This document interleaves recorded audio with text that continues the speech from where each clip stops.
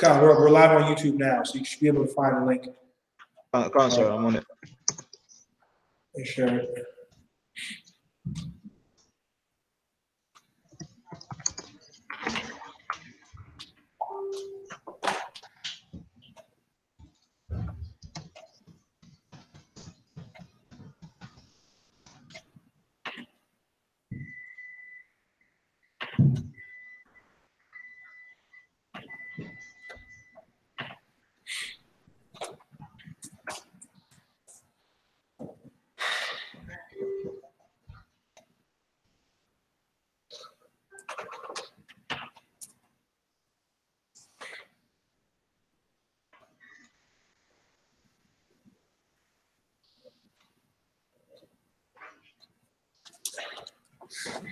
All right, bear with me 1 second. All right, Shalom. What's going on, brother? I'm about to put it on the official page. All right, come on. All right, we're live. We're live on YouTube. We're not live on Facebook. All right, I have some issues with Facebook. Lord allow will be on live there within the next like 2 or 3 weeks. All right, with I.S.U.P.K. All right, this is I.S.U.P.K. Canada. We're going to get it on here. All right, very shortly. Again, I'm Camping School Leader, Canada Officer of 1000 Abun. Watch these classes every Sunday from 8 to 10 p.m. Eastern Standard Time to learn the entire uncut. We say USDA. All right, no filler truth. All right. I'm going to add the sign-in link. The sign-in link is added. You understand? So that I know with some degree of confidence that you're actually watching the class. Go ahead, share, sign in, like. All right. We're going to go ahead and go live. Not go ahead and go live. We're going to go ahead and get started. All right. With me today is Trooper Adiyar. All right. Give Trooper Adiyar a hand. Coming on in the class. All right. He'll be reading for us. All right. Trooper Adiyar, I want to get an article, all right, to start on the history of Canada, on the history of Christmas. All right. Canada one. I'm going to share it with you on the share screen so you can get it. Screen share. 1 second. All right. Can you see the screen, Trooper Adiyar? Canada one, con. Okay, this is from the NEH. So it's the National Endowment for the Humanities. All right, this is a national organization out of the United States. National Endowment for Humanities. All right, and they did an article talking about Washington Irving. It says how Washington Irving shaped Christmas in America.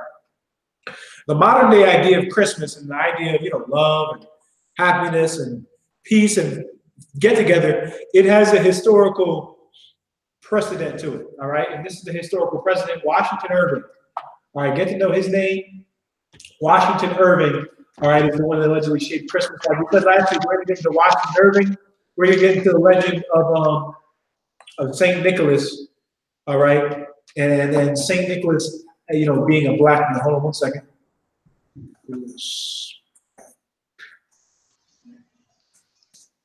All right, bear with me 1 second. All right, thanks to the legend of Sleepy Hollow. Can you see this page, Adiyar? Canada one, con. All right, thanks to his legend, Sleepy Hollow, his creepy tale about an ungainly school teacher who vanishes mysteriously into the woods, Washington Irving is perhaps best known to modern readers as an author to read on Halloween. I'm going to skip down to the point, all right? Bear with me 1 second.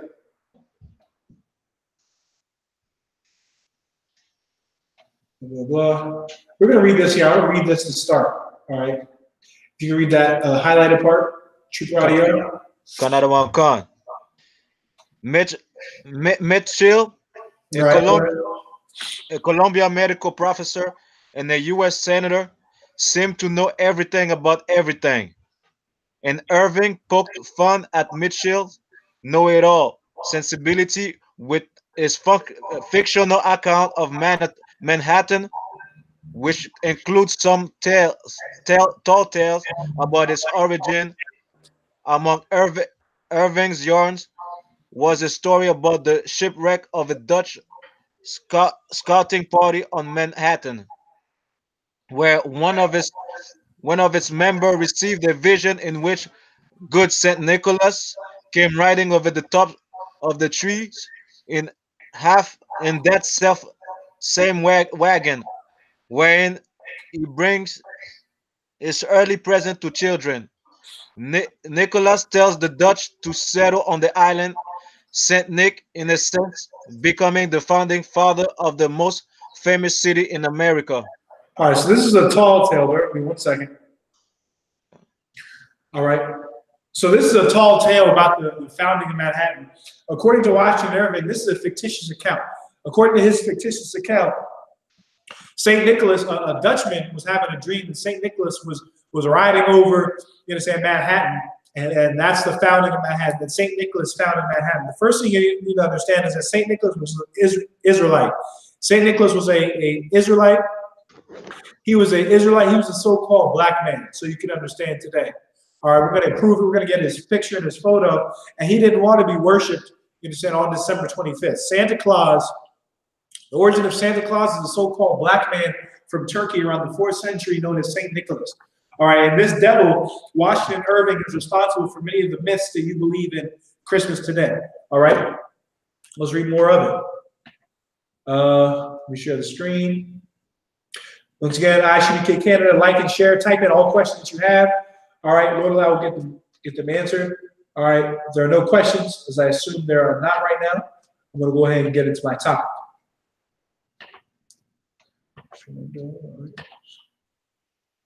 All right.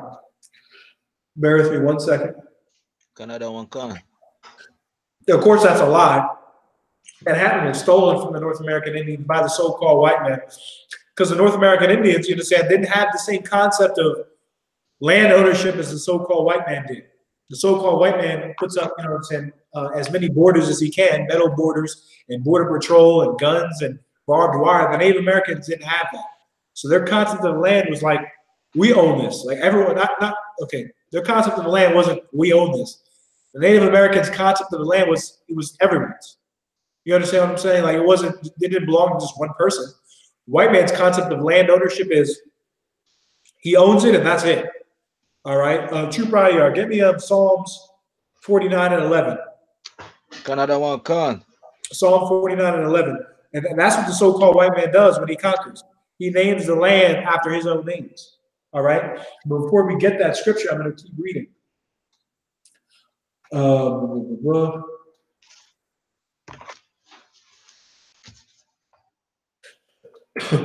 Irving's affection for St. Nicholas proved durable. In 1835, he helped found the St. Nicholas Society of the City of New York, serving as its secretary until 1841. Beyond his interest in Nicholas, Irving advanced Christmas as the festive pageant of presents and feasting that now dominates the American winter calendar. So this devil, in around the 1830s, is the one that was responsible for propelling Christmas into the chief, all right, 1 second, into the chief festive holidays, into the chief festive, into the chief pageant and gift-giving holidays. He is the devil that's responsible for pushing it, for pushing Christmas to the most prominent holiday, all right, within American society. Before this, America didn't place this as commercial of value on its holidays because America was tasked with exterminating the North American Indians and keeping the so-called Negro in slavery. That was their task, and they were getting rich off of it. So there was, well, why is there a holiday? Every day is a holiday. At this time in the 1830s, Mississippi had the most wealth per capita in the planet Earth. Go look it up. There was more money in Mississippi, in the southeastern United States, than anywhere else on the planet Earth during this time. So they weren't interested in merrymaking and gift giving. Every day was merry. They had Bessie. You'd say they had old Joe and Uncle Bob, Uncle Ben, had them working the fields for little to no pay, beating their backs half to death, working them out in the Mississippi sun, which is brutal during the summer months. And we're getting rich off them. This devil came in, and because of his fascination with St. Nicholas, made him Santa Claus. when St. Nicholas was a so-called black man, he was an Israelite who was a monk historically from Turkey. All right, we're going to get into some of his biography and talk about the myth that of the story that they like to use to say that Santa Claus, you can say, drops gifts from his reindeer in his sleigh. All right. Can you read me that scripture, Trooper Audio? Kanadawakan. In the Old Testament, the book of Psalms, chapter 49, verse 11. The inward thought is that their houses shall continue forever. Right. Their inward thought is that their houses shall continue forever. The so-called white man in Toronto is pricing you into Lake Ontario because his inward thought is, let's make prices so high that we can push all the Negroes into Lake Ontario, the bottom of the Great Lakes. Let's make rent so high that we can push the Native American, the squaw, into the bottom of the Great Lakes. Let's make rent so high so that they'll have nowhere to live in Toronto. Their inward thought is that they'll continue forever. Their inward thought is that they'll have condominiums, nice houses, penthouses in Toronto forever. You know. And their dwelling places to all generations. Right, and their dwelling places to all generations. Go ahead. They call their lands after their own names. They do what? They call their lands after their own names. They call their lands after their own names. That's Montreal. And to say, you know how they are. Montreal is named after the Royal Mount. The devil, I forget the devil's name, so-called Frenchman.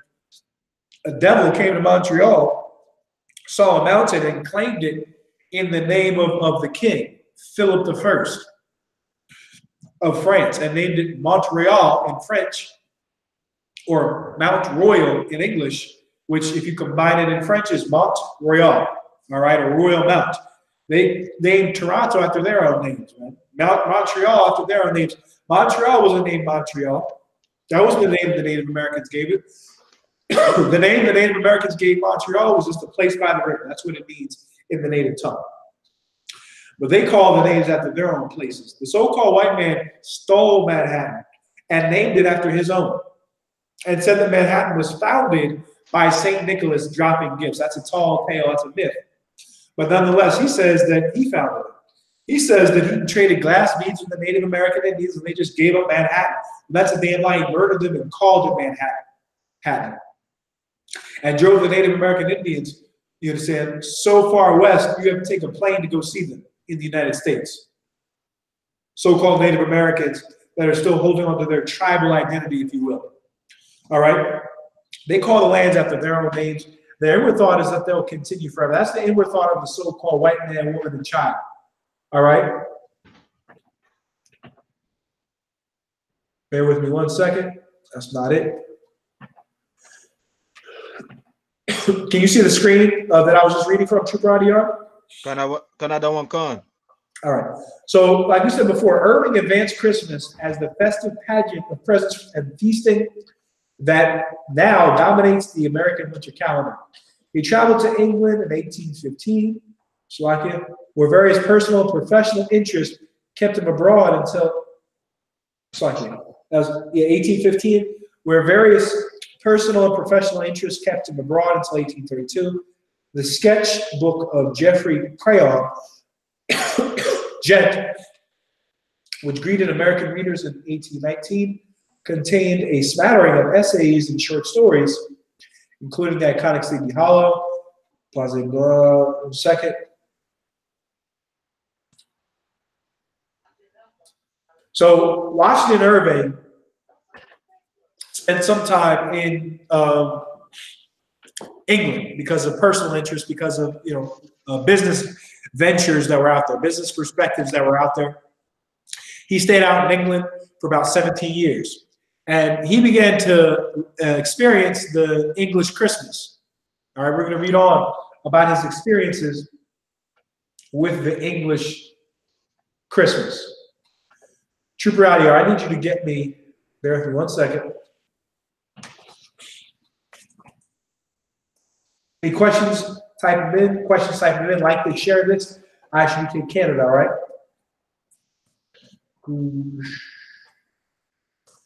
Shalom. 1 second, we're going into Christmas. Going into the origin of Christmas. All right. It's modern origins. All right. We'll go back to a devil named Washington Irving. And we're going to break it down now. Any questions, type them in. All right. 1 second. Give me Wisdom of Solomon. I think it's chapter 14, verse 16, Adiyar. Wisdom of Solomon, chapter 14, verse 16. An ungodly custom now grown strong, something like that. If that's the one, let me know, all right? Psalms chapter 14, verse. Wisdom of Solomon, it's in the Apocrypha. Wisdom of Solomon, chapter 14, verse 16, all right? Go another one. Go on. All right, I'm going to keep reading.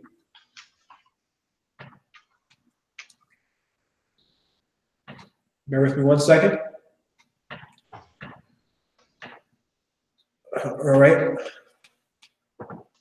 So, Irving, with fondness of old English Christmases, with their dinners and dancing and singing, their decorations and blazing fires, their air of good cheer amidst the general call to happiness, the bustle of good spirits, and the stir of affections which prevail at this period, he asks, what bosom can remain insensible? Meaning, who would remain, insensible? Whose emotions would not be piqued by such a glorious, by such a beautiful and happy day?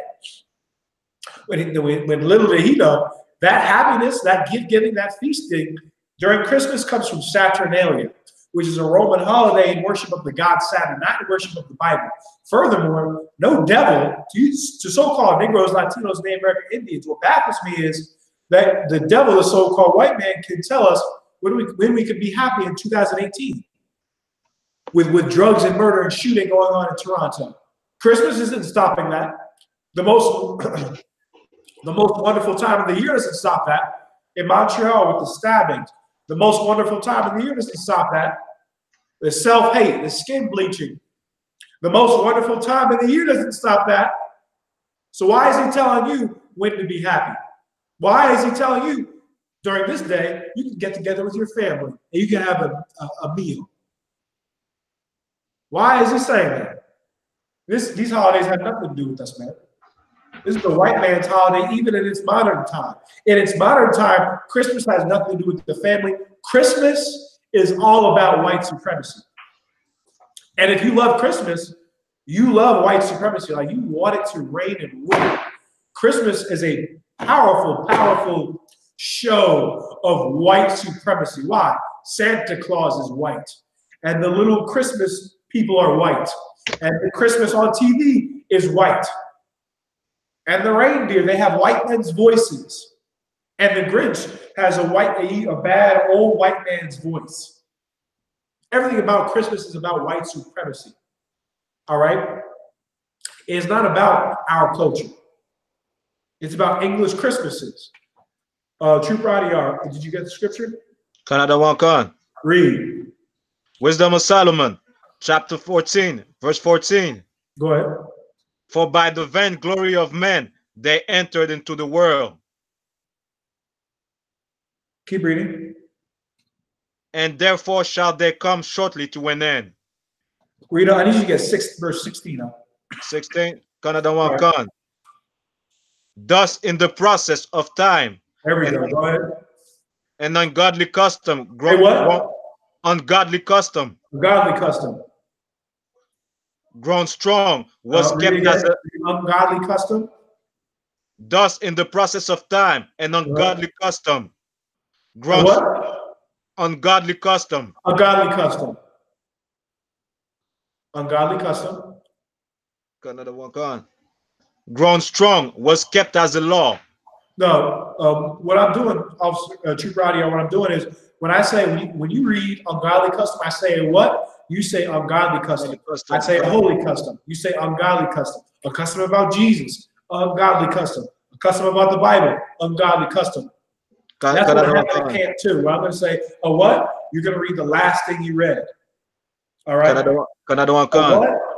Last ungodly custom. A what? And I can do that as long as I want. You just keep reading the last part you read. And then when the speaker, the teacher says, keep going or go ahead, then you continue reading, all right? Canada walk on. It's the way we've been trained to break down the scriptures of the I.S.U.P.K. to emphasize the important parts of the scripture that we're reading, all right? So read it from the top. Thus, in the process of time, an ungodly custom, grown strong, was Wait, kept as it's like read it again. I didn't stop you. thus in the process of time, an ungodly custom, A godly custom. an ungodly custom, A custom about God. an ungodly custom, A custom about Jesus. an ungodly custom. The ungodly custom. What you need to understand, well, one second. What you need to understand is that Christmas is an ungodly custom. Read on.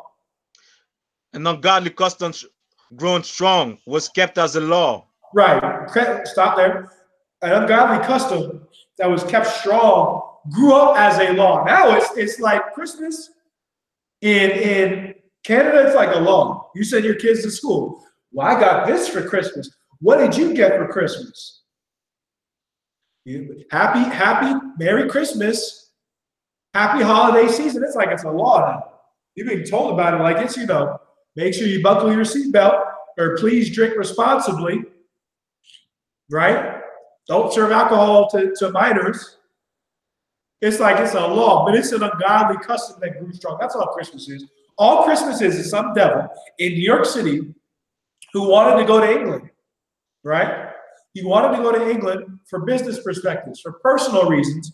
He loved the English Christmas. The English Christmas with its warmness, with its love and wholesomeness, with its dinners, with its pageantry, with its gift giving. He loved that. He loved that, and he made it grow strong. And Christmas has grown strong now, like it's a damn law. Everywhere I go, I got to be asked about Christmas. Everywhere you go, Merry Christmas. You got to hear the damn jingle bells. Go and get some neat jingle bells and nonsense. Turn on the radio, jingle bells. Watch television, jingle bells everywhere, man. Christmas is a powerful spirit. It's something that's grown strong as a law, but it's an ungodly custom. Christmas is a custom that has nothing to do with the Bible. It is not godly by definition. All right? Read on. And graven images were worshipped by the commandment of kings. Right. Graven images were worshipped by the commandment of kings. It's the commandment of a king that you erect a Christmas tree that's going to burn your house to the ground, to a crisp.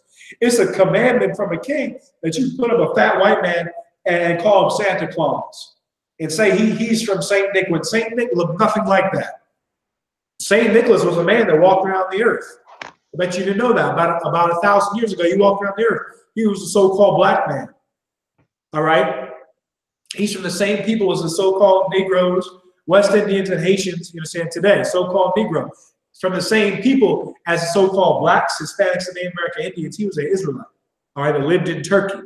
After the time that Paul, Peter, who else? Luke, after the time the disciples were killed, all right? He was around, and there were men like him that were holding on to the truth that eventually got ran into caves. And once Constantine came around in 325 AD, they were pulled out of caves, and in order to no longer be outlaws, they had to change the truth of the Most High into a lie. Like it says in Romans 1:26, they went ahead and they changed the truth of the Most High into a lie, combined the Bible, or the idea of Christ in the Bible, with sun worship, and you have Christmas. All right? Let's get back into how this devil made Christmas so popular in the modern age. All right, bear with me 1 second.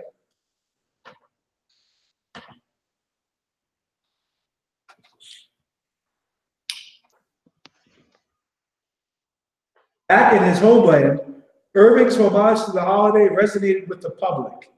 Charles Dickens later fine-tuned the Christmas story, Jones argues, but Irving laid the foundation. So Charles Dickens, many of you may have known him.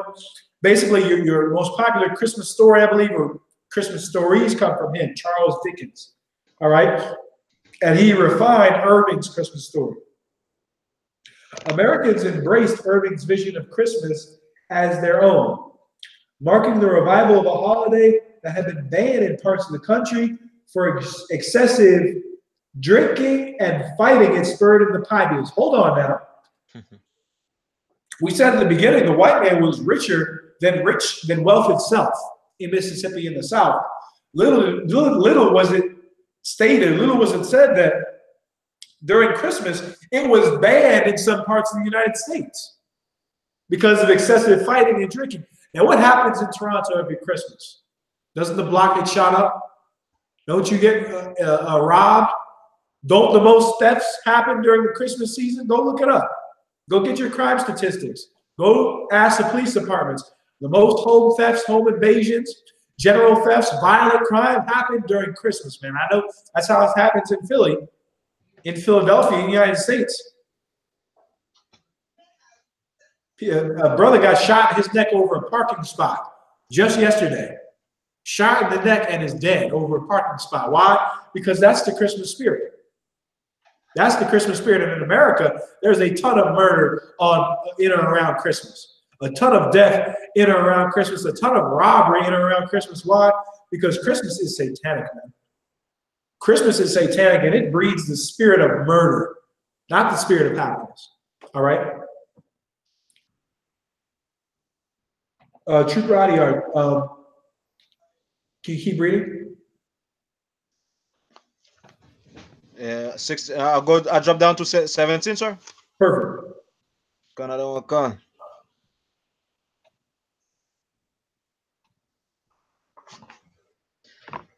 One man could not honor in presence because they dwelt far off.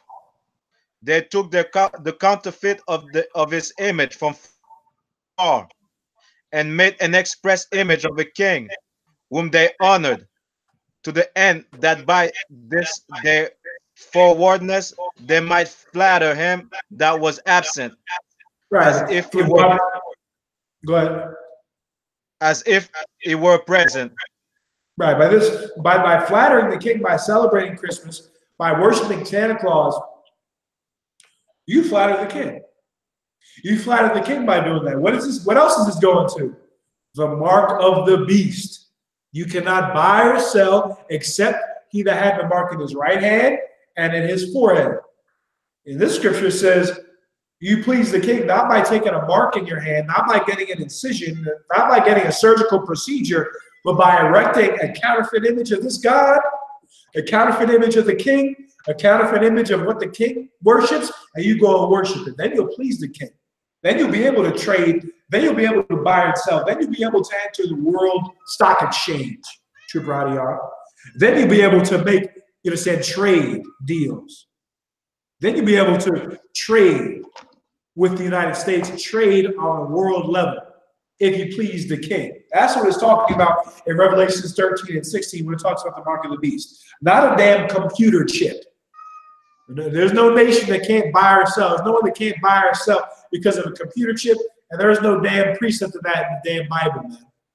Or anybody had to take a surgical procedure in order to buy and sell. That's not in the Bible. What I do read is that all nations had to come up under Babylon in order to survive. What I do read is that Nebuchadnezzar ran and ruled the known world and had everyone subject unto him. And when he made everyone obey the king and honor the king as a god in the book of Daniel, everybody did it, no questions asked. Why? Because if you didn't, you starved to death. That's the same thing today in America. Try not to celebrate Christmas. Try to have a country with no strip clubs. You're getting bombed to the ground. You're getting bombed to the ground. Your daughters are going to get bombed while they go out and pick up sticks. And there's going to be a strip club there. There's going to be a gay bar there. All right. There's going to be McDonald's, and drugs and whores and Christmas. If you want to live as a country, go ask Japan.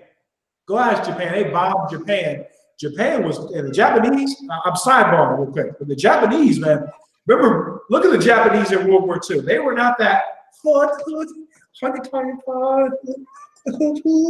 all scared and saying, act like they can't drive, acting like they can't see, like they are today. The Japanese in the 1940s would kill anything walking out, would kill anything walking. They were killing the so-called white man in America. The prisoners of war they were taking, they were eating them. The white prisoners of war, the Japanese was a savage and inhuman beast like he's been since the scriptures. Since the scriptures are so, the Ammonites, the so-called Japanese have been savage and brutal like that. The so-called white man dropped that atomic bomb, and now they're making cell phones and celebrating Christmas. That's what the Japanese are doing. Now the Chinese come to the University of Montreal and take their test and pass their test. Now they come to Vancouver and set up shop. When they didn't please the king, he bombed them into the smithereens, man. He bombed them into the Stone Age. That's what he did to them. That's what he did to them. And now they're over there celebrating Christmas in Japan. Celebrating Christmas in many countries that are Muslim. Muslims in Canada celebrating Christmas. Why? They do it to please the king. It pleases Justin Trudeau when you celebrate Christmas. You make him angry when you don't. You make Canadian society angry when you don't, because it's a holiday that's been established, that's been pushed by the command of the king. Keep reading, Trooper Adiyar. Another one con. Also the singular diligence of the artificer did help to set forward the ignorant to more superstition. Right. The work of the artificer did set forth to move the ignorant to superstition, because the artificer's work was so good on cutting that Christmas tree. He cut it at such a beautiful, precise angle, and he used such good work with that axe. It made people more superstitious. Like the tree might actually have powers. Like being naughty or nice during Christmas might actually have some meaning or some value. When you're not good any day of the year, you celebrate Christmas, man. You celebrate Christmas, you've never been good. Stop celebrating Christmas and be righteous according to what the Bible says. All right, read on. Another one con. For he, peradventure, willing to please one in authority, forced all his skill to make the resemblance of the best fashion. Read on. Another one con. And so the multitude, allured by the grace of the work, took him now for a god, which a little before was but honored as a man. Right, took him for a god, which but for a little time ago was honored as a man. Santa Claus was made up by Washington Irving. A little time ago, St. Nicholas was just a man. We're going to keep reading in that. Hold where you're at, Trooper Adiyar. All right, I'm going to read from that article. Bear with me 1 second.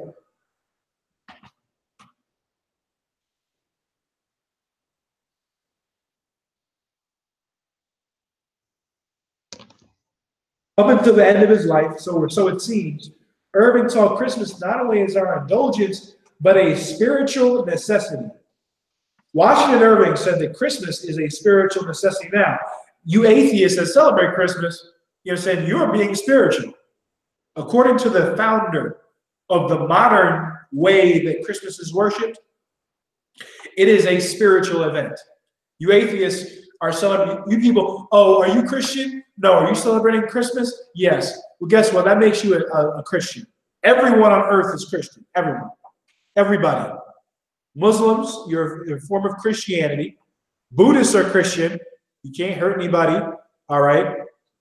But you can have gay sex orgies, which those Buddhists do. They get caught all the damn time. All right. But they got to hone in their chi. When it comes to gay men, let loose and let wild. All right. Buddhists are Christian. Hindus, all of it, everything is Christian. The earth is Christian. The earth is Christian. If you celebrate Christmas, you are a Christian by definition. You are in the spirit of Christmas. It is a spiritual necessity. He who can turn churlishly away from contemplating the felicity of his fellow beings, he wrote, and can sit down darkling and repining in his loneliness when all around is joyful, may have his moments of strong excitement and selfish gratification. But he wants the genial and social sympathies which constitute the charm of a Merry Christmas. Meaning this, you can sit at home, right, and be lonely, and not be with everybody else, and not be in the Christmas spirit, but your general disposition, your general thoughts will be to the happy, to the Merry Christmas. That's why there's such a church. All right. That's why there's such a push from your family to celebrate Christmas. It's not because they don't know what they're doing. What they're doing is what Washington Irving, their daddy, told them to do. Everyone is pushing you to celebrate Christmas because Washington Irving said, even if you're alone, even if you're lonely, even if you don't partake in Christmas, your mind must be set on the happiness of a Merry Christmas.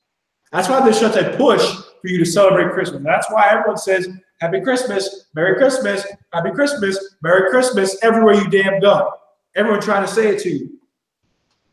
Merry Christmas when you leave the store. You trying to go get groceries. I'm trying to get produce. And I get told Merry Christmas. Everywhere you go, you're getting told Merry Christmas because that's how it was designed. It's not because you know people are trying to bring you out of that cult and you're all mean. He's trying to just make you happy. No, they're doing what Washington Irving programmed them to do. People in the world are programmed. They're like robots. They don't know what they're doing. Nobody in your family knows this about Christmas. No one on the earth knows this or understands this about Christmas, except for a few people on the planet Earth. And few people can tell you why it's happening. Like it's happening because Washington Irving made it that way. So when your people, your brothers, your aunts, cousins, what have you, push you, guide the grocery store, tells you Merry Christmas, know that it's just how they're programmed. It's not because people really like it or they don't like it necessarily. It's what everyone else has done because it's what Washington Irving wanted to do. All right? I'm going to keep reading.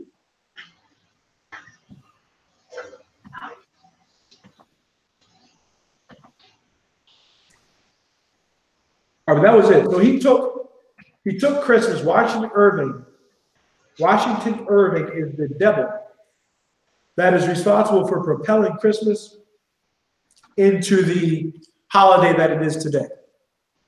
All right, let's continue to get the precepts on. Give me Exodus 23. Salaki, sir. Exodus chapter 20, verse 3. All right. When you have it, read. In the Old Testament, the book of Exodus, chapter 20, verse 3. Thou shalt have no other God before me. Right, thou shalt have no other God before me. Christmas is a God. Christmas has nothing to do with the Bible. It's in its modern day, it's a holiday that was established by Washington Irving because he went over to England, saw how excellent the Christmas was being done in England, and brought it to America and wanted to have it reestablished when it was banned in many parts of the country because of the amount of drunkenness and fighting, which is also the spirit of Christmas, which is to fight and kill and shoot each other, which is what happens every Christmas. All right? It's a god. It's a god. It's a worship of the god Saturn from Saturnalia. And the Most High said, thou shalt have no other gods before me. None. Read on. Thou shalt not make unto thee any graven image. Go ahead. Or any likeness of anything that is in heaven above, or that is in the earth beneath, right, or that is in the water under the earth. Go ahead. Verse 5. Thou shalt not bow down thyself to them, nor serve them. Thou shalt not what? Bow down thyself to them. Thou shalt not bow down thyself to them. Muslims and Christians believe that, one, you can't have a photo on your photo ID because that's a graven image. You can't have a picture of a tree in your house. That's a graven image. Those are not graven images. A graven image is an image of anything on the earth or up above that you make to bow down yourself to, that you make to worship. That Christmas tree, that is a graven image. You break in two laws. One, you're celebrating the god of Saturn, and two, you have a graven image that you're bowed down to and worshiping. You're going and getting under this tree to get gifts under it because, again, that's what was done in the worship of Tammuz, which was established by the one you know as, you can look up as Semiramis. Semiramis is the Greek name for the mother of Nimrod, When Nimrod died, remember Nimrod of Genesis, the 11th chapter, built a kingdom where everyone was of one language and spoke the same tongue. All that was disbanded. Then you can look this up historically. Nimrod had died, and his mother, Semiramis, had made a tree and put silver and gold on this tree. That's why you deck the halls on Christmas. That's why you put silver and gold on this tree, because Semiramis had silver and gold put on that tree in worship of her son, Nimrod, in Babylon. It was kept over time, until it's here in Canada, until it's right outside your house in Toronto, right outside your house in Windsor, when it's an old, ungodly custom that's grown strong. All right? Read on, Gibraltar. Nor serve them. For I, the Lord thy God, am a jealous God. Right, he's a jealous God. Drop that. Give me Deuteronomy 32 and 29. Another one comes. Right, Deuteronomy 32 and 29.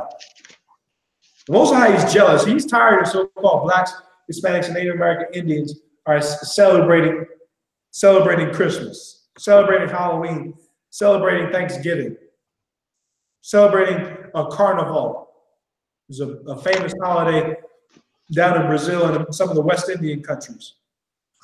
All right, will you have it, read? Another one comes. The book in the Old Testament, the book of Deuteronomy, chapter 32, verse 29. Oh, that they were wise. 39, verse 39. 39. So I like it, sir. Verse 39. See now that I, even I am he, and there's no God with me. Right. See now that I, even I am he. I'm the man. I'm the boss. That's what the Most High said. And there is no God with me. There is no authority. What's a God? An authority. There is no authority with the Most High. A tree is not with the Most High, and that white man called Santa Claus is not with the Most High. Read on. I kill. Here's what? I kill. He kills, man. Your mama died of breast cancer, the Lord killed him. Your homie that was caught in the drive-by, the Lord killed him. I kill. Read on. And I make alive. I make alive. The babies that were born out of your womb if you're a woman, or the children who come from your seed if you're a man. The Lord put the spirit in them to live. The Most High made them alive and gave them a spirit to, run around and act the way they do, have their own personality. The Lord gave them that spirit, and the Lord made them alive. Read on. I wound. I wound. The Lord gives breast cancer, diabetes, high blood pressure, gout, herpes, chlamydia, AIDS. Read on. And I heal. And I heal. The Lord, and again, Tribradiyar, excellent scripture, because it's going to segue to the second topic, the purpose and place of medicines. All right? And medicine, what medicine is. All right? I heal. The first thing you understand with medicines, we're now segueing into our second topic, transitioning to our second topic, which is medicine. The first thing you understand about medicine is that it's not the medicine that's healing you. The Lord, the Most High, is healing you. You understand? The medicine is what the Lord used to heal you, but the breast cancer didn't eat your breasts, didn't cause you to lose your hair from chemotherapy, because the Lord allowed it. The Lord heals. All right? Adiyar, give me Ecclesiasticus 38th chapter. Start at the 2nd. Verse 1. Give me Ecclesiasticus 31. All right. When you have it, just interrupt me and let me know. All right. All right. So the Lord, He heals. All right. So when you see a family member or a person that went into chemotherapy, survived, had stage 4 cancer, stage 4 brain cancer, and lived, the Lord, the Most High, brought that about.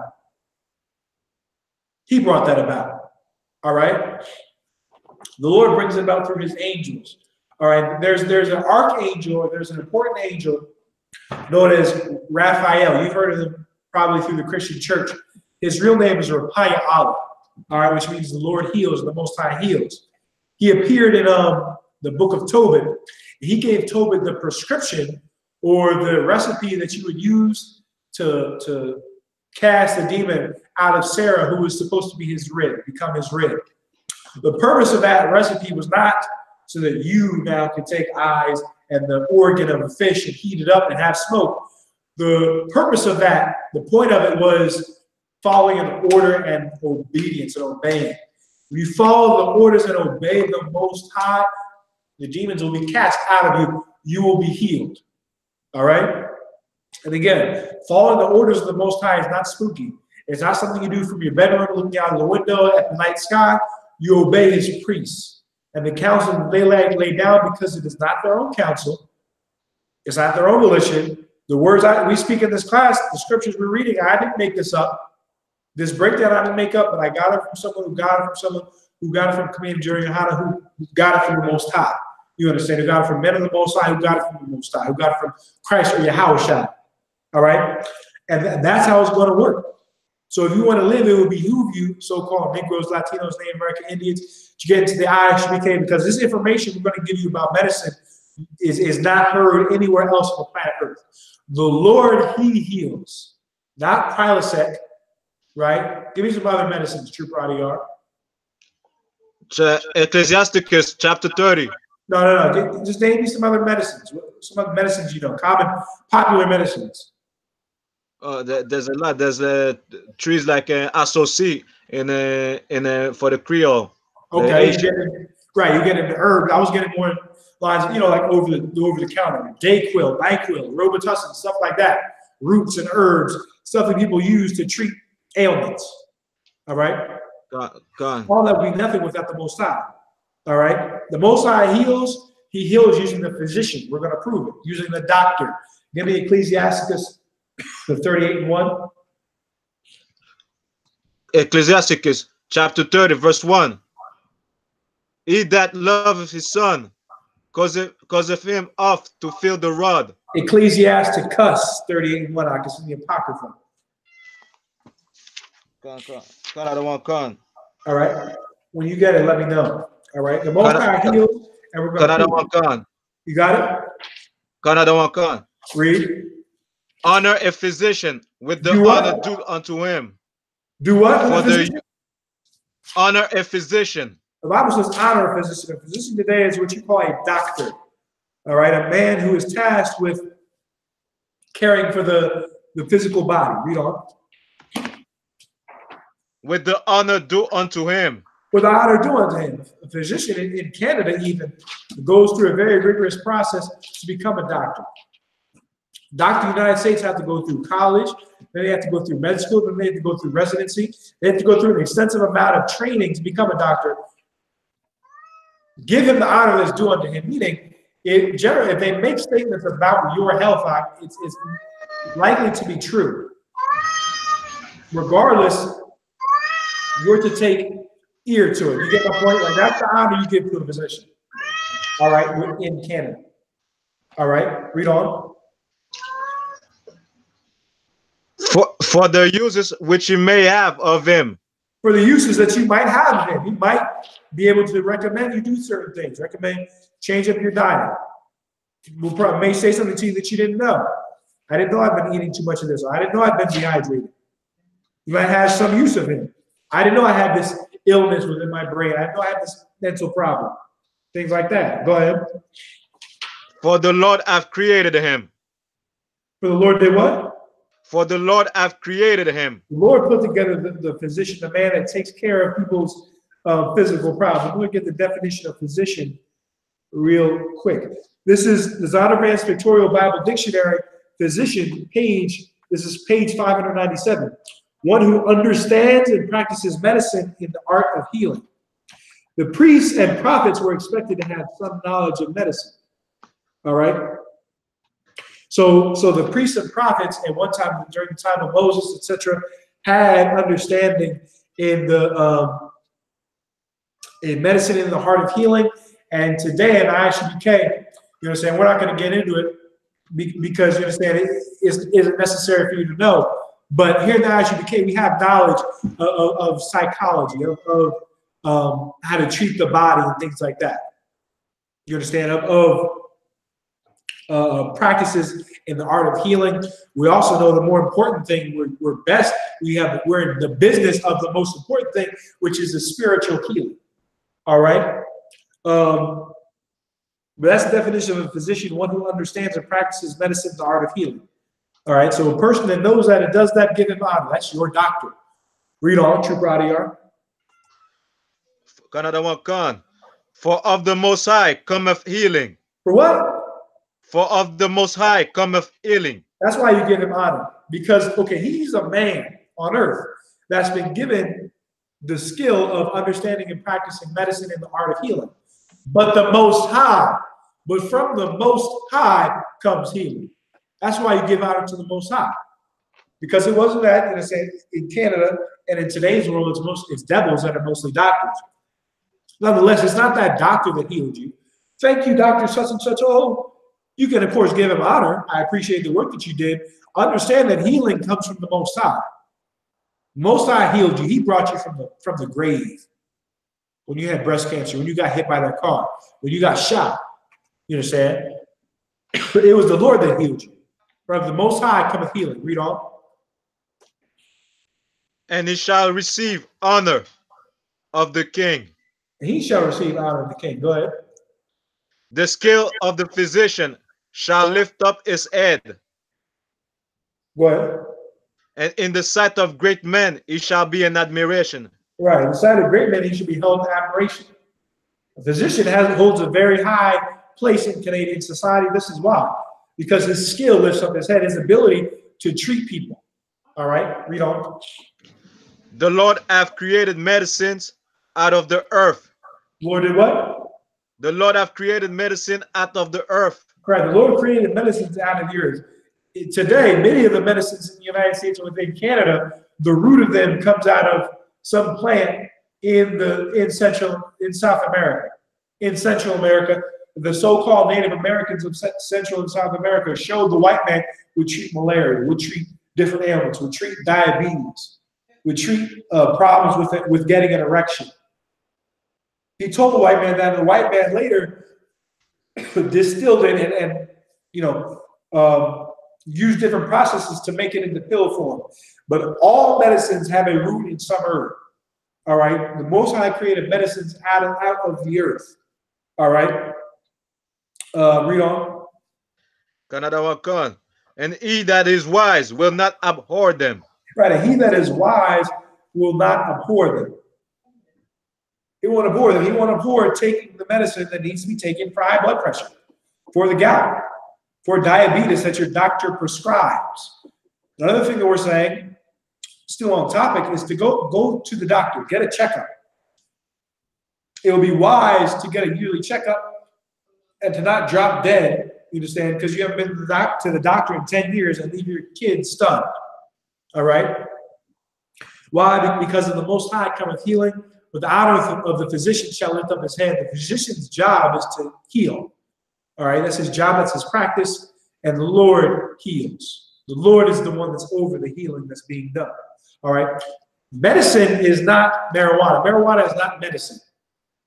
What do I mean by that? The usage of it is not, the usage of it that people are using it for is not to heal yourself. If you're prescribed that by a doctor in pill form to treat pain, it's been diagnosed by a doctor, that is a medicine. If you're smoking it because you don't feel good, if you're smoking it because you had a bad day, you're self-medicating. Self-medicating, you understand, in that sense, to alter your mind is a sin. What am I talking about? Getting high. All right? The Lord created medicines and he won't abhor them. Smoking weed and puffing on ganja is not a medicine. You're not treating yourself for anything.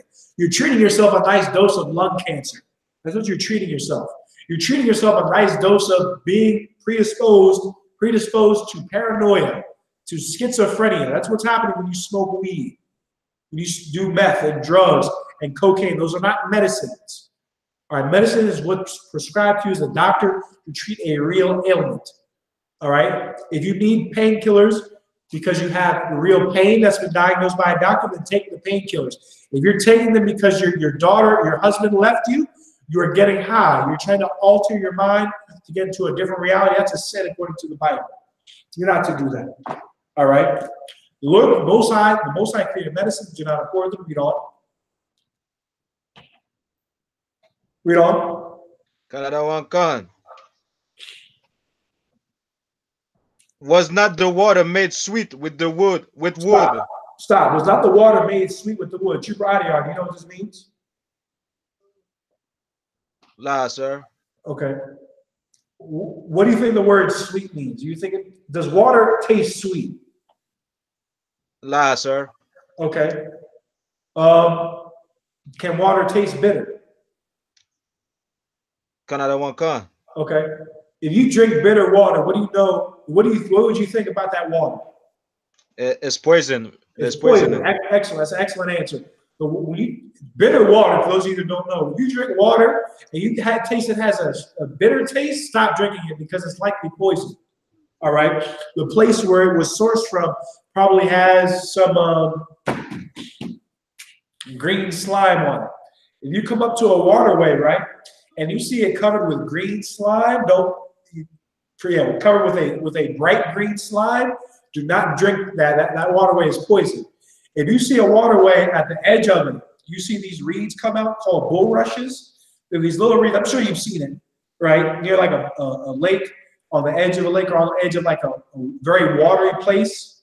You see these little reeds pop out, and you see foam at the end of those reeds where the water is. Don't drink that water. That water is poison. If you would drink that water, take a cup of it and drink it, it would taste bitter. But the scripture says, was not water made sweet by the wood? Chubradia, where does charcoal come from? Wood, sir. Burnt wood. Burnt wood. You burn the wood and you take charcoal. Guess, Chubradia, what do most of the modern filtration systems, your pure, Brita filters, what do they have in it? Charcoal, sir. Charcoal. Exactly. That's what it does. That's what the Bible. You understand? And the so-called white man, he had to sit down in Canada. How the hell are we going to treat this goddamn water? Guess what? He had to study for years. This is one scripture in the Bible, man. Like, this is the wisdom that would be given to those that keep the law, statutes, and commandments and are diligent in studying the Bible, the scriptures. This scriptures, the Bible was given to the Israelites, and it's got stuff in it like this. The Christian pastor will never say a day in his life that water filtration is in the Bible. The origin of it, the fact that it makes water sweet, which is what? Drinkable, is something sweet. It's what? It's pleasing to you. You like to eat it. Sir. Right. Part of the reason why you like sweets is because they taste good. Right? Water that's drinkable, it's what? It tastes good. It refreshes you. You have a good run, or you're working out, you're tired, or you wake up and you're thirsty. That when you go downstairs, go, that water, it tastes good. It's sweet. Don't you know that the water was made sweet by wood?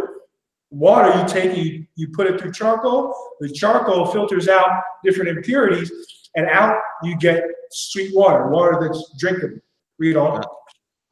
Canada one con.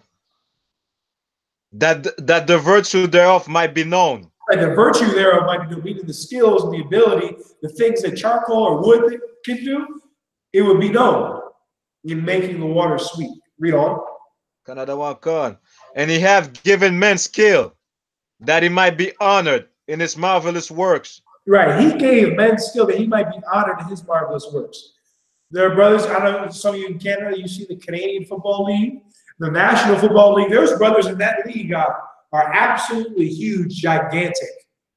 All right. And can run, indefinitely.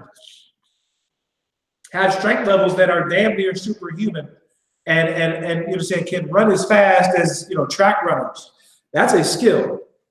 They've been given that skill so that the Most High can be glorified. You have a skill in something, whether it's computers, whether it's cooking, whether it's speaking different languages, snowboarding, whatever it is. You were given that gift. Being a physician, being a doctor, the skill in breaking down the scriptures, and the skill that you're acquiring, right? The skill in reading, the skill in speaking. The skill in building things, that skill you were given by the Most High so that he could get the glory. So the brother could look at you and say, thank the Most High and Christ. Giving thanks to the Most High always, all right? Seeing your skill and thanking the Most High, that brother has that skill. That sister has that skill. Do not be jealous of it. Because everybody has a skill, has something that can be developed. You understand? But it's different. All right, read on. Another one come. With such doth he heal men and taketh away their pains. With such does he heal, but with the physician, does he heal men and take away their pains? There's a ton of, largely myths and spookiness among black people, whether it be so-called Negroes that are from America, so-called Haitians, or so-called West Indians, that you go to the doctor and you get worse. You didn't go to the doctor and got worse. You got worse because you ate more pork. You got worse because you kept eating shrimp. You kept eating crab. You kept putting hexes and voodoos on your aunts that pissed you off. You kept taking the doll and bing, bing, bing, sticking the doll. You go back to the doctor, it turns out you have stage 4 cancer because you're disobeying the laws of the Most High, not because of the doctor. You understand? The Lord gives healing, the Lord wounds, and the Lord makes alive. All right, there's a ton of superstitions. Black people are very superstitious. So we go to the doctor, don't go to the doctor. You understand? I heard tons of stories of brothers that dropped dead because they would not go to a doctor after they knew they had a heart attack. Did not go to the doctor. All right, go to the damn doctor, get checked out, all right, because of the physician cometh healing, and that healing is supposed to glorify the Most High because he gives men skill. The physician got that skill from the Most High. Read on.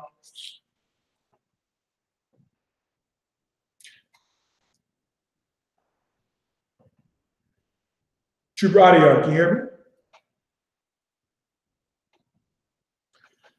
The brother's computer might be freezing up.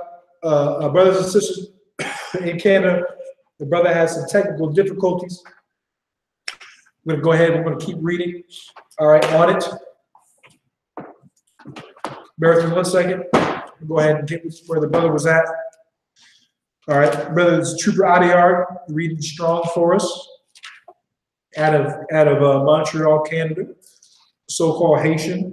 All right, brother from the tribe of Levi, the Dice, holding it down strong with excellent reading.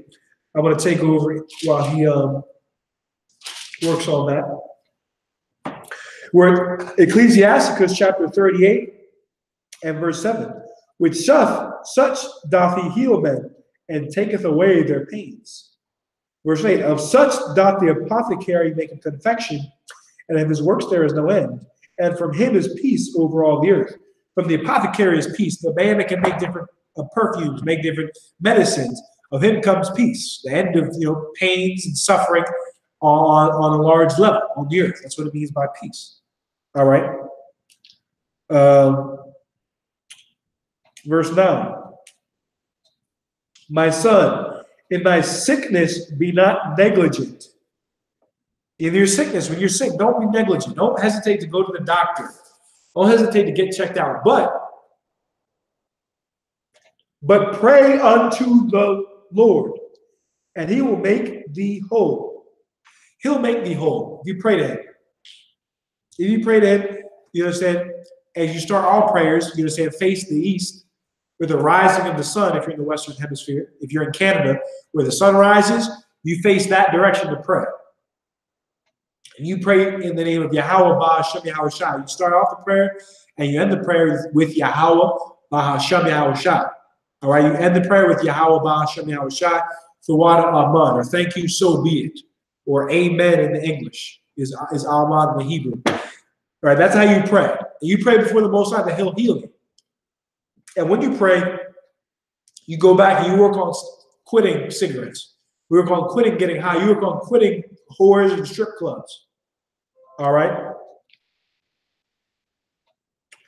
My son, in thy sickness be not negligent, but pray unto the Lord, and he will make thee whole. The Most High will make thee whole. Remember, of a physician, the physician's been given the skill to heal, right? And take away men's pains. But healing cometh of the Most High. All right. Leave off from sin.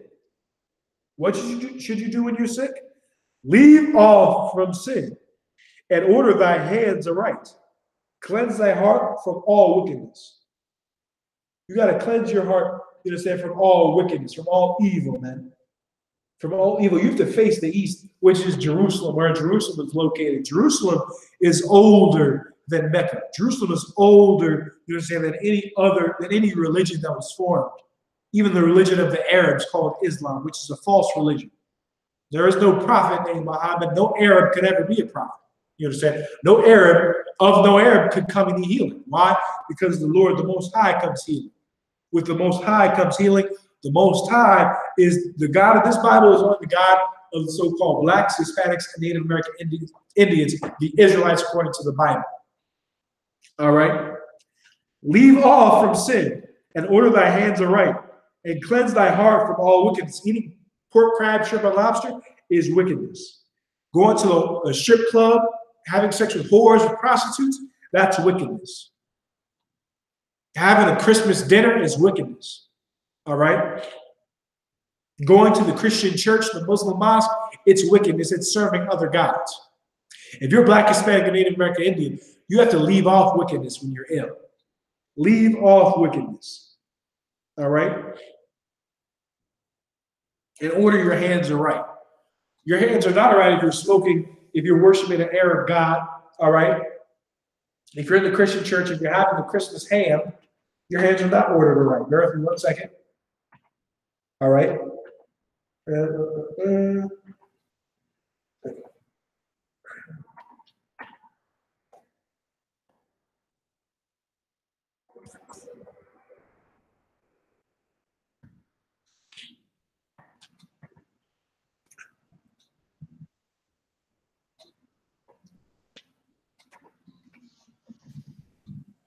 All right, brother, you back? Sir, yes, sir. Don't worry about it, brother. I understand. All right. Read we're at Ecclesiasticus chapter 38 and verse 10. All right, same chapter. Another one, sir. Go ahead. Leave off from sin, and in order thine hands are right. Right. Leave off from sin and order your hands are right. That's what you're supposed to do when you're sick. That's what you're supposed to do. You understand? Like we said, don't neglect going to the doctor. Go to the damn doctor. But when you're sick, the illness came from the Most High. Remember, in Deuteronomy 32 and verse 39, which you just read earlier in this class, the Most High said that he wounds and he heals. So that wound you've been given, sickness, you saying it comes from the Most High. You understand? In many cases. In some cases, in small cases, which is what you'll deal with in the truth, it comes from our oft infirmities. It comes from just being here on this world in this body we have, which is weak. You understand? But in many cases, in most cases, it's from sin. In cases of people in the world, they're getting ill because they're sinning. They're getting ill with cancers and with illnesses that can kill you because of sin. All right, leave off from sin when you're ill. Order your hands aright. Read on. Another one, and cleanse thy heart from all wickedness. Say again. Read it again. Another one, and cleanse thy heart from all wickedness. And cleanse your heart from all wickedness. Christmas is wicked. If you want to stop getting sick, if you want to heal yourself of your cancers, of your AIDS, high blood pressure, stop celebrating Christmas. Because Christmas is wicked. Read on. Another one, give a sweet savor and a memorial of fine flour, and make a fat offering as not being. Right. Make a sacrifice. The sacrifice throughout the Bible was obedience. So what you're supposed to do when you're sick, you're supposed to leave off from wickedness. You're supposed to obey the Most High. The sacrifice is Yahushua. Yahushua died. What do you know, as Christ died, so you don't have to die of breast cancer, so that you can have a second chance, so that you don't have to die of AIDS. That's why he died. And he's a sacrifice. Now you live for him. That's your sacrifice. You live in his stead, because he should be here living the righteous life, but he's not. He died so that you can be here and do it. All right? So you live for Christ, or Yahushua, by ordering your hands aright, by leaving off wickedness, pork, crab, shrimp, and lobster, whores, and Christmas. Read on. Another one, verse 12. Then give place to the physician. Then you give place to the physician. Read on. Another one, for the Lord hath created him.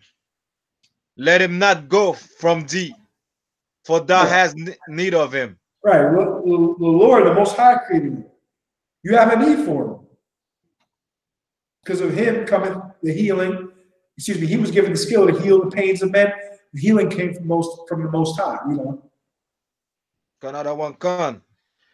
There's a time when in the end there is good success. Read on. Another one come. For they shall also pray unto the Lord that he would prosper, that which they give for ease and remedy to prolong life. Right. He would thank the Most High for giving them the things which prosper life. Read on. Another one come. He that sinneth before his maker, let him fall into the hand of the physician. Him that what? He that sinneth before his maker, let him fall into the hand of the physician. Sorry, brother. He that sitteth before the physician, let him fall into the hand. Sorry. He that sitteth before his creator, let him fall into the hands of his physician. Read on. Another one come. My son, let tears fall down over the dead, and begin to lament as if thou hadst suffered great harm thyself. All right, that's it on that. All right. But he that sitteth before his maker, let him fall into the hands of the physician. You get cancers, you get serious illnesses from sin, from sin. All right. From sinning in the world. It comes on and it may stay on, brothers, in the truth. Again, because of oft infirmities, man. Because of oft infirmities, we're all nonetheless going to get a new body, and our vile body shall be changed. That's in 1 Corinthians 15 and 40. Illnesses come from sin. They come from transgression of the Most High's laws, statutes, and commandments. All right? And leave off from sin, pray to the Most High, and those things will be healed. All right? Take me to Deuteronomy 28 and 61. Let me know when you've got it. All right? Another one come.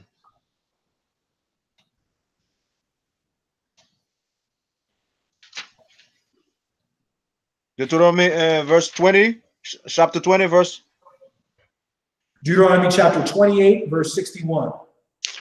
28, 61. Another one come, sir. Go ahead.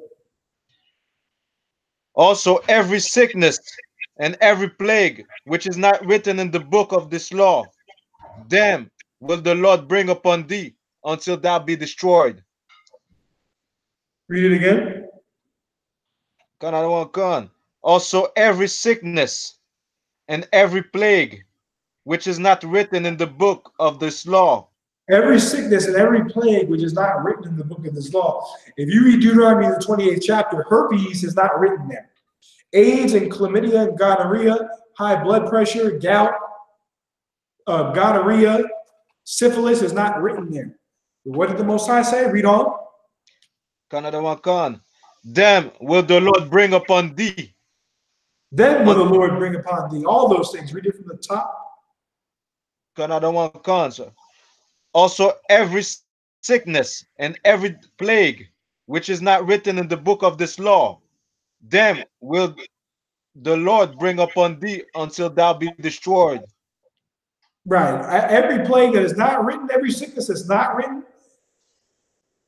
what's not written? AIDS, gonorrhea, breast cancer, cancer. Those things are not written.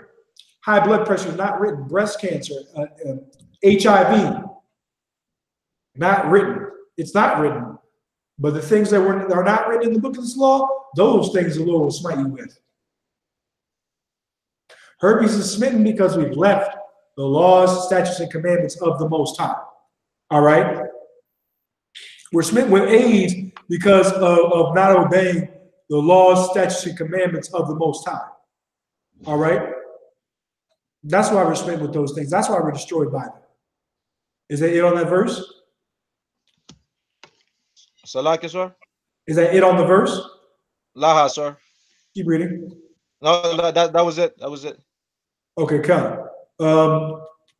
Drop that. Get me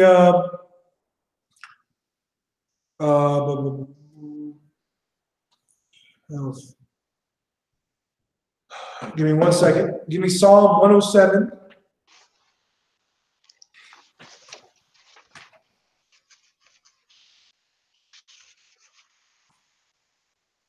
Give me 1 second. Canada one can.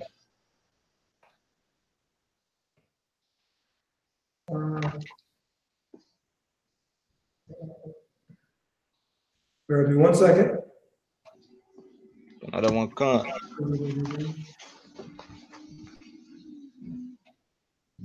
Give me Psalm 107 and 17. Canada one can. In the Old Testament, the book of Psalm, chapter 107, verse 17. Fools because of their transgression and because of their iniquities are afflicted. Fools because of what? Because of their transgression. Fools because of their transgression.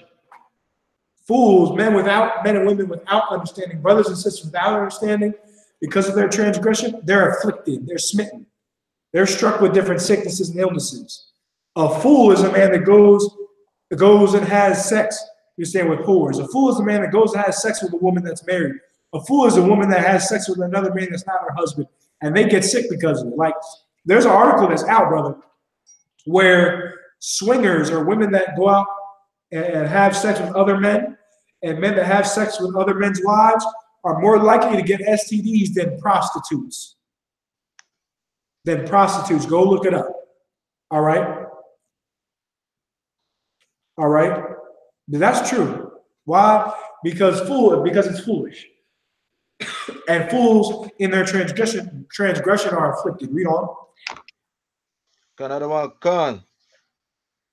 And because of their iniquities are afflicted. Right, because of their iniquities, they are afflicted. Iniquity, sin is a transgression of the law. The law says that pork is an abomination to you.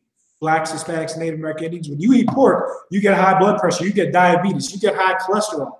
You eat crab, shrimp, and lobster, you get allergic reactions. You get high cholesterol. You understand? There's an article that came out on the Japanese news site. I think it was a Japanese news site or something, somewhere online, you can look this up too, that there are barnacles, oysters that are carrying herpes. Get that right. Oysters, different strains of oysters have been found to carry herpes. What kind of herpes is it? Is it the kind where you get like a little sore on your lip? Or is it the sexually transmitted kind? When you eat the damn, you know, saying the damn oyster, does it manifest itself as STDs? Who knows? The Lord said not to eat them. If you eat them, you may get herpes. All right? Fools, because of their transgression, they're afflicted. Read on. Canada one can. Their soul abhorreth all manner of meat. Right, and when you're sick, when you're real extremely ill, you don't want to eat. I'm not talking about a general level of sickness. I'm talking about, you're sick to the point of, it's a serious problem. You don't want to eat. You try to eat something, you throw it up horribly. Their soul abhorreth all manner of meats. You abhor all manner of meats when you're ill, even at a general level. Read on. Canada one can. And they draw near unto the gates of death. And they draw near to the gates of death. Like I said, this is a serious illness that you get because you have sex with other men's women. Eat pork, crab, shrimp, and lobster. Use drugs, get high, and celebrate Christmas. These serious illnesses come upon you if you do those things. Read on. Canada one can. Then they cry unto the Lord in their trouble. Then they cry unto the Lord in their trouble. Then they're, oh God, oh Jesus. Then they cry unto the Lord in their trouble. Read on. Canada one can. And he saveth them out of their distresses. He saved them out of their transgressions. He'll save them. He'll pull them out. He'll help them out. All right. There's a question online. Are Afghans Israelites? No. The Afghanistani people are largely closely related in their origins to the East Indians. The Afghanistanis are largely a part of the Afghanistanis are Elamites or East Indians. The rest are Ishmaelites and Edomites, all right, mixed in. All right, they're Arabs, in other words. They're not Afghanis, they're not Israelites. All right, keep reading. Another one, con. He sent his word and healed them and delivered them from their destruction. He sent his word and healed them. He sent his word and healed them. That's what the Most High does. He sends his word and heals them. God doesn't come down and touch your gonorrhea, bling, and heal it. God doesn't come down and touch your cancer cells and heal it. He sends his word and they're healed. Everything the Most High has done on earth, he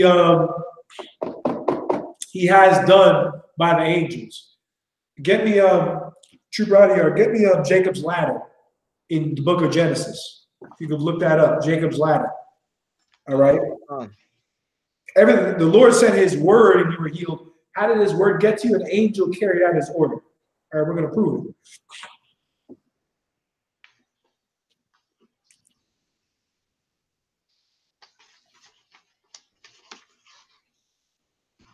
All right.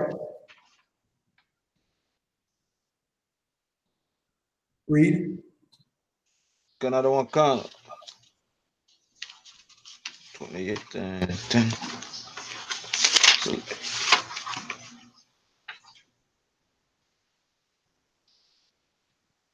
You want me to start out what verse, sir? What did I tell you to get?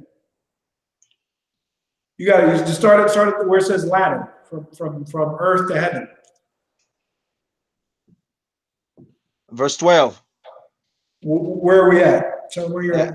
Genesis chapter 28, verse 12. Go ahead. And he dreamed, and behold, a ladder set up on the earth, and the top of it reached to heaven. And he saw a ladder. He dreamed, and he saw a ladder from earth all the way to heaven. Read on. And behold, the angels of God ascending and descending on it. The angels of God, the angels of the Most High, were ascending and descending before him. Read on.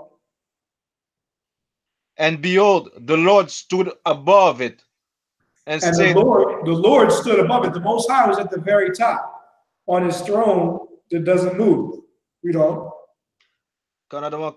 And said, I am the Lord God of Abraham, thy father, and the God of Isaac. The land whereon thou liest, to thee will I give it, and to thy seed. Right, to thee will I give it, and thy seed. The point of showing Jacob the ladder was to show him the fact that the angels go up and down, up and down, up and down that ladder. Precept, Psalm 149, Psalm 147, 19 through 20. The laws, statutes, and commandments, the word he showeth unto Jacob, and his judgments and statutes unto Israel. The word he shewed unto Jacob, unto Israel, literally. He's showing the hierarchy, or the you've heard the term corporate ladder, True Audio? That tells you what? That tells you the chain of command. Tells you how the corporation, the company works. Well, the Lord's ladder is how the Lord's company or army works. Literally, Jacob saw a ladder in his dream.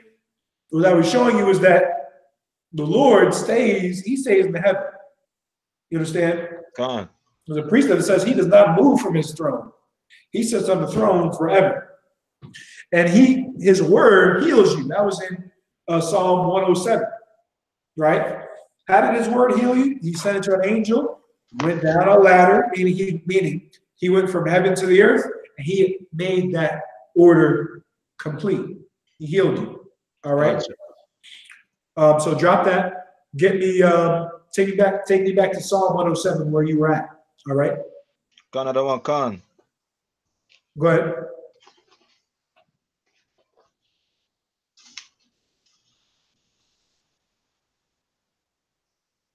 Read.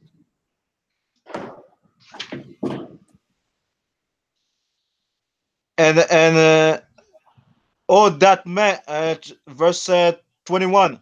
Go ahead. Oh, that man will praise the Lord for his goodness and for his wonderful work to the children of men. All right, the man would praise the Most High for his wonderful works that he does even to the children of man, making all the different races of the earth grow and have children, etc. But chiefly in giving his word to the Israelites, to Jacob, that he established it with. All right, any questions? Any questions? No questions. Nobody important. Any questions? Type them in. Like this. Share this. All right. We keep going. Drop that. Get me Psalm chapter 4 and verse 8.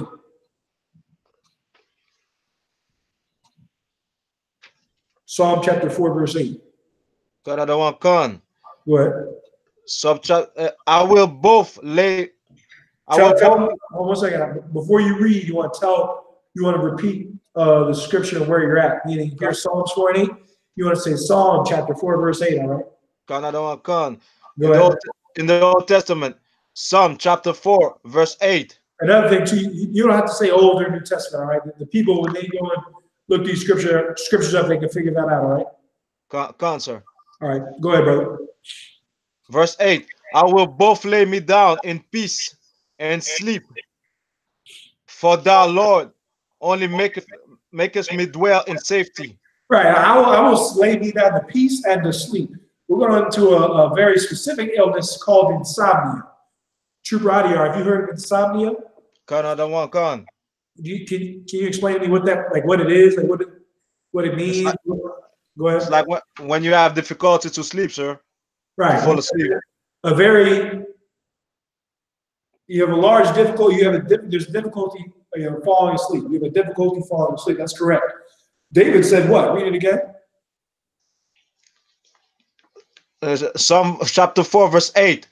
I will both lay me down in peace and sleep, for thou, Lord, only makest me dwell in safety. He said, now he'll lay his head down in peace and in sleep, for the Lord makes your head dwell in safety. Part of an issue of insomnia is that you're not dwelling in safety. When are you not dwelling in safety? When you're being a drug addict, when you're selling drugs. Drug dealers do not get good sleep. Cats that kill people do not get good sleep. Murderers, do not get good sleep. Christians don't get good sleep. Scared to death of everything, their job, their mom's ill, they're ill. They molested kids, they can't sleep, man. Part of the reason why many brothers and sisters have an issue with insomnia, like with any illness, is because of not keeping the commandments of the Most High. With the commandments of the Most High, you have nothing to worry about. You're not out here hustling, doing your thing. You're not out here selling drugs. You're not out here using drugs. So you lay down to sleep because the Most High gives safety. All right, is that it on that verse? Read Psalm 3 and 5. Psalm chapter 3 verse 5. I laid me down and sleep. I awaked, for the Lord sustained me. I lay me down to sleep. I awake, for the Lord sustained me. But another reason of insomnia is you don't know whether you'll wake up or not. You don't know whether you're going to live or die. You're so worried. You're so worried about tomorrow. You got to forget about tomorrow. True brother, did you finish the verse? Okay, then give me the scripture where it says, when Christ said, take no thought of the morrow. Look that up.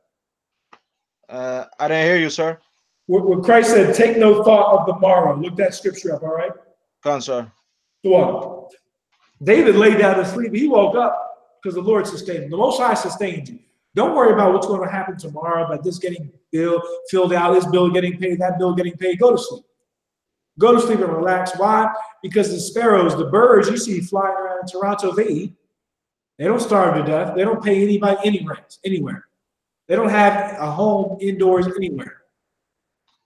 They live outside and they're fed and they survive So-called blacks, Hispanics, and Native American Indians, you'll be fed and you'll survive.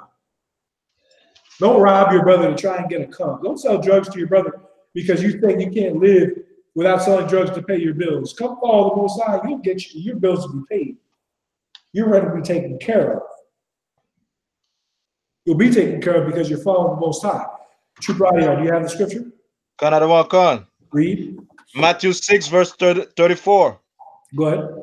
Take therefore no thought of the morrow, for the morrow shall take thought for the things of itself. Sufficient unto the day is the evil thereof. Sufficient for the day is the evil thereof. Read the scripture again.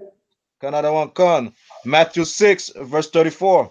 Take therefore no thought for the morrow, for the morrow shall take thought for the things of itself. Take no thought. Stop. Take no thought of the morrow. The morrow will take care of the things of itself. What's going to happen tomorrow? It'll take care of itself. Read on. Sufficient unto the day is the evil thereof. Sufficient unto the day is the evil thereof. What's going to happen tomorrow? It's good enough for tomorrow. It's good enough for tomorrow. Just go ahead and go to sleep. Stop worrying about it. Using the powers of your mind certainly never got a bill paid. It certainly never got your son or daughter home. It certainly never got drugs off the streets of Toronto. Certainly never did, so why do it? Relax. Go to sleep. All right? Take no thought of tomorrow. Don't worry about what you're going to get tomorrow, what you're going to eat tomorrow, and all that other nonsense. Why? Read on. Sufficient unto the day is the evil thereof. Sufficient unto the day is the evil thereof. Read on. That's it. That's all, sir. God, take me to Deuteronomy chapter 33, verse 27. We went into medicine, all right, how to get healed, the duty and the purpose of a physician, honoring a physician, a doctor, because the Lord heals. The Lord makes alive. All right? Read on. The book of Deuteronomy, chapter 33, verse 27. Go ahead. The eternal God is thy refuge, and underneath are the everlasting arms. Right, the eternal God, the power, the authority that never goes away. Who is he? He's the Most High. The Most High is the Ancient of Days. That's in Daniel chapter 7, verse 9. All right, he's the eternal God. Read on. And he shall thrust out the enemy from before thee. He will thrust out the enemy before thee. The enemy is the so-called white man. Part of the reason, again, why you can't sleep is because of oppression, man. Because of oppression from an enemy. The so-called white man is an enemy, and the Lord's going to toss him out. The Lord's going to toss the white man out, saying with the one you know as Christ, who's going to return and is going to smack the white man like a first-round knockout. Read on. And shall say, destroy them. Right, we'll say destroy them. He's going to give us the command to destroy them. In Jeremiah 51, I believe, in 20. Jeremiah chapter 51, verse 20, or Jeremiah chapter 51 and verse 27. It says, thou art my battle axe. Meaning what? The Lord is going to use us, the Israelites, to crush his enemies. How do we know that? Because later on in that verse it says, and with thee will I break in pieces the nations. He's going to use us to break the nations in pieces. All right, when that day comes, when the one you know as Christ returns. Read on. That's it. That's all on that verse, sir. You want me to go to the 28? Right. Read on 28. Israel then shall dwell in safety alone. The fountain of Jacob shall be upon a land of corn and wine. Right. The fountain of Jacob shall be what? Upon a land of corn and wine. Right. Upon a what of corn and wine? Upon the fountain of Jacob shall be upon the land of corn and wine. It'll be upon corn and wine. The fountain of Jacob, we're going to be wealthy. We're going to be well-to-do. We're going to be taken care of. Read on. Also his heaven shall drop down dew. And his what? Also his heavens shall drop down dew. And his heaven shall drop down dew, moist, water. You'll have plenty to harvest. Continue reading. Happy art thou, O Israel. Who is like unto thee, O people saved by the Lord? Oh, happy. It's like, oh, happy art thou, Israel. Who's like unto you? Read on. The shield of thy help, and who is the sword of thy excellency, Who and is thy it? It's like, brother. Keep reading. and, and thy enemies shall be found liars unto thee. Right, and our enemies shall be found liars upon thee. He's the sword of our excellency, man. Who is like unto the Most High? You know. And thou shalt tread upon their high places. Is that it on the verse? You're verse 29? Sir, that was right. it. So we're going to tread our enemies in pieces. We're going to tread upon, we're going to tread upon them like nothing, like the wine press. So those are scriptures to help you fall the hell to sleep, man. To get some rest. The day tomorrow is going to take care of itself. The day is sufficient for the evil thereof. The things of tomorrow we'll worry about. All right. David laid down to sleep. Why? Because the Most High was his help. When you're on the side of the Most High, just relax. You understand? Things are going to get taken care of. Be diligent in your duties that you have to take care of as a mother, as a whatever slavery you have. But serve the Most High with all thy mind and all thy body, all thy soul. All right. Trooper out here, get me 2 Kings 17:6. All right. Let's take a few questions from the crowd. We're about to wrap it up. All right.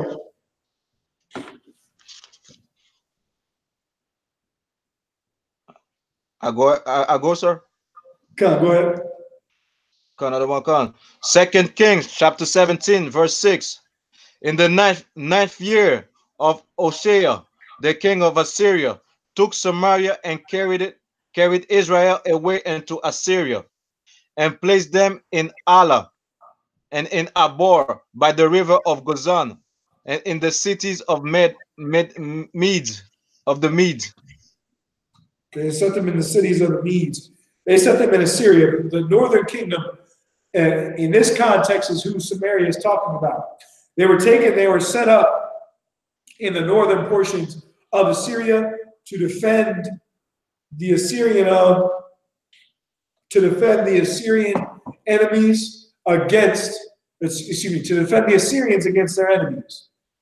That's what they were set there to do. You look on a map, the Hebrew captives in the land of Assyria were always set near the waters.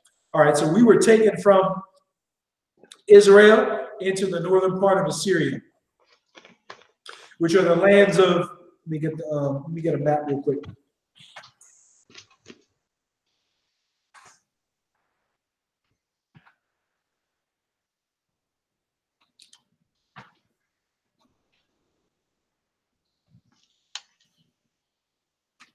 All right, bear with me 1 second.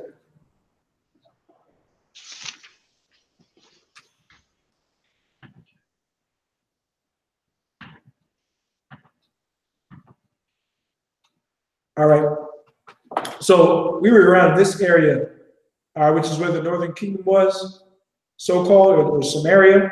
They were taken and they were moved into this realm, northern Iraq, this area. All right. If I had a more comprehensive map, I'll be able to give you the better locations.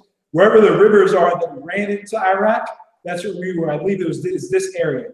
All right, the river Tigris and the river Euphrates was the area that we were kept. The Hebrew captives were kept in the northern region of Assyria to stop it from invaders that were coming from the north. All right, so we were kept in the north. All right, that's where they were taken in 2 Kings 17:6. How do we know that? Because in 2 Kings 17 and 21, it says they were removed by Salmaneser, all right, and to a place that they would be in to this day. All right. In 2nd Ezra chapter 13 and verse 40, it said that they had a great way to go. Namely, I believe it was 1.5 years was the amount of time the trek took. They sailed by a great way by the river Euphrates, according to 2nd Ezra chapter 13 and verse 40. And it took them 1.5 years to get to their destination. Let me ask you a question. Does it take you a year and a half to sail the River Euphrates and to get to Afghanistan? Hell no. Hell no, it doesn't. By boat, you could sail the Euphrates and walk, and it would take you what? Maybe a month to get to Afghanistan, walking through Iran, maybe a month. It takes you a year to go through Euphrates, around Africa, up to West Africa, and to take that natural current that takes you right to South America. The northern kingdoms of the 9.5 tribes are the so-called Hispanics and Native Americans that are over here on this side of the world. Over here in the Americas, not the Afghanistanis. The Afghanistanis, you understand, are Arabs mixed with Esau and East Indians. All right? Give me 2 Kings 18 and 11. 2 Kings 18. Go. Verse 1. Now it came to pass in the 3rd year of Hoshea, son of Elah, king of Israel, that Ezekiel, the son of Ahaz, king of Judah, began to reign. Yeah, that's got nothing to do with Afghanistan. All right, no, Afghanistanis are not Israelites. All right. True Robbie, do you have any questions? La, sir. It said, what place is that? What place is what? You gotta hurry up. You know, the Afghan 678. You gotta say you're not Afghanistanis are not Israelites. If you're not so-called Black, Hispanic, or Native American, Indian on your father's side, you're not Israelites. You're saying those opiate chewing, all right, having sex with bacha boys, all right. In Afghanistan, Chubradi, they have a tradition where they take little boys and they turn them into girls and make them dance, belly dance, and then they have sex with them, Chubradi. That's not a custom of the Israelites. The Afghanistanis are stinking heathens, man. They're disgusting heathens, just like the East Indians, just like the Arabs, and they're homosexual, just like the white man. All right, if you look something up, let's look it up. It's called the Baka boys. All right. Oh, 1 second. Bakas of Afghanistan.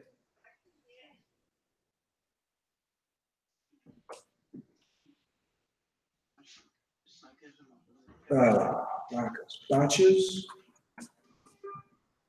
Yeah, botches. Go on, sir. How is it?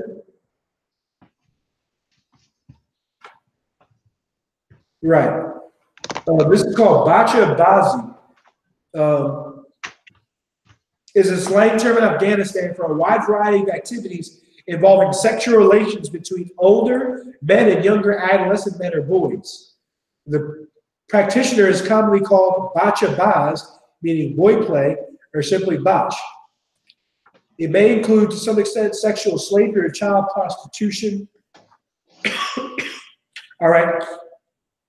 And that was something that's something they do. That's something that they do in ancient times. All right, where a boy will act and play, and a man will go ahead and have sex with him. All right. Afghanistanis, you are Arabs. You're a group of Arabs, man. You're a group of Arabs. You say you mix with the East Indians. You look up the native Afghanistanis. They're from the same tribe of people as the East Indians. Their root is in India. All right, that region. All right, they're Elamites. They're white people, and they're Arabs. All right, those three mixed in. All right, and they have a tradition called bachas, where they have where they dress little boys up as girls. They have them dance, and then they have sex with them. That's what they do in Afghanistan. Afghanistanis, you're the people of Borat. All right, you're not the people of children of the Most High. You never will be. All right, the Samaritans that were Israelites were the Northern Kingdom, were the so-called Hispanics and Native American Indians. And there's going to come a day coming when the heathen will not cleave unto our name anymore. You so-called white people, you so-called Arabs, you've taken our name and you've run into the damn dirt, man. And he's running into the dirt. The Pashtuns, I think those are the people that I'm talking about, the native Afghanistanis. Those people are Elamites. They're East Indians. They're not Israelites. All right, they take bombs and blow themselves up and kill and commit suicide like every other heathen does. All right, the Afghanistanis are not Israelites. All right, the Afghanistanis have a form of pedophilia just like every other heathen does. Homosexuality is not illegal anywhere on the earth. Meaning this. If you have sex with a boy, it's not homosexual in Chinese culture, in the Afghanistani culture, in the white man's culture, in Japanese culture. It's called pederasty. Every society does it. That's why when a child gets molested, it's a scandal and not rape. You understand? Because it's not outlawed. The Bible is the only book that pushes heterosexuality, pushes a man having sex with his woman. All right? That spirit is in the so-called Blacks, Hispanics, and Native American Indians. All right, with that being said, Trooper Arthur Waterford, you understand, being of help in the class, I greatly appreciate it. All right, we're going to close the class out around 10 o'clock. All right, it's been a class, I.S.U.P.K. Canada. I'm camp leader of Canada. Officer 1000 above with me today. Trooper Adiar, reading strong. I appreciate all the reading you did. I am the bar, sir. I am the bar. All right, the water to you. All right, you can reach me at 484-687-7040 on WhatsApp. All right. The number to Canada is 347-474-8525. Call that number, keep checking in the class, and learn the truth. With that being said, shalom. Shalom.